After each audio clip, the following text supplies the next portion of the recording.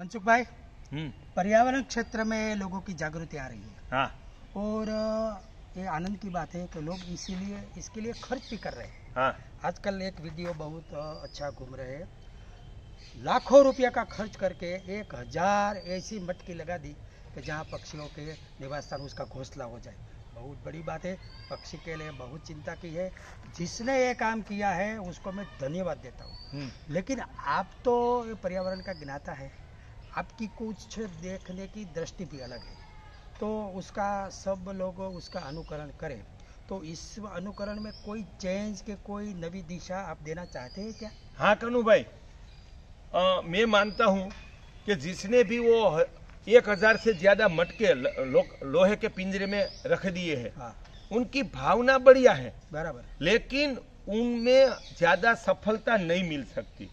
क्योंकि पक्षियों की रक्षा के लिए पहले उनकी प्रकृति को समझना चाहिए कि जो घर चकली है वो ही ऐसे घोंसले में अपना घोंसला बनाती है, जिसको गुजराती में माड़ा बोलते हैं।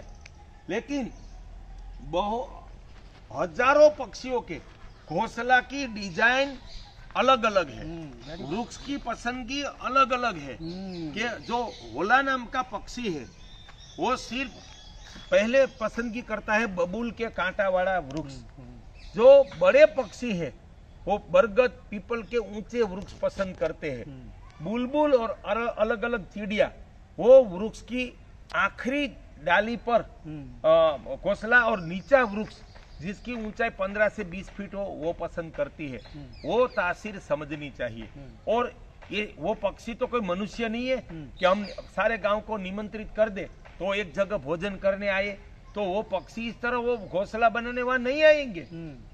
अब तो पक्षी को बचाना है तो पहले हर एक प्रदेश के देशी कुल के कम से कम 25 से 50 वृक्षों को समझना चाहिए कि किसके ऊपर पक्षी घोंसला बनाते हैं, और वो वृक्ष बीज से कांटे वाले वृक्ष के बीच लगाने चाहिए कि वो प्राकृतिक बड़ा हो जाए और सुरक्षित बड़ा हो जाए। कांटे वाले वृक्ष में हम पिछले 20 साल से वृक्ष लगा रहे हैं। वो सारे देश नहीं विश्व के लिए प्रयोग है। पौधा नहीं लगाना चाहिए कभी जंगल में और गौचर भूमि में, वो एक घोर अज्ञान है। बीज से वृक्ष लगाओ और वो भी कांटे वाले वृक्ष के बीच, तो उनको सुरक्षा मिले पक्षी पशुओं के पांव से और उसके मुंह से उनको सुरक्षा मिले, और उनके ऊपर पक्षी घोंसला बनाएंगे। फिर भी कोई किसी को लगे कि हमें कुछ व्यवस्था करनी है तो 5-5, 10-10 मटके ही एक एक जगह पर अलग अलग दिशा में लगाने चाहिए। कि भाई मान लो कोई पक्षी को घोंसला बनाने का सही स्थान नहीं मिला तो वो पक्षियों के घोंसले की खासियत रहती है, वो टट्टी करते हैं, पेशाब करते हैं, उनमें उनकी भी व्यवस्था रहती है। तो वो मटके में वो संभव नहीं है, बराबर है। तो वो सब सोचना चाहिए कि पक्षियों की प्रकृति को समझना चाहिए, उनके घोंसले की डिजाइन या उनके जो पद्धति है उनको समझना चाहिए, कितनी ऊंचाई वाले वृक्ष में कौन पक्षी घोंसले बनाते वो समझना चाहिए। तो देशवासियों, पक्षियों को अगर हमें बचाना है तो अपने प्रदेश के देशी विदेशी वृक्षों के पीछे पागल होना नहीं है।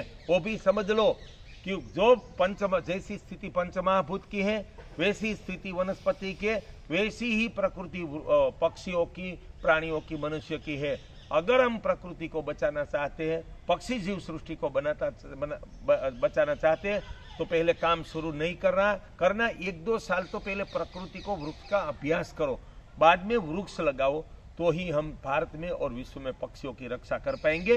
मनसुख भाई, सुवादिया।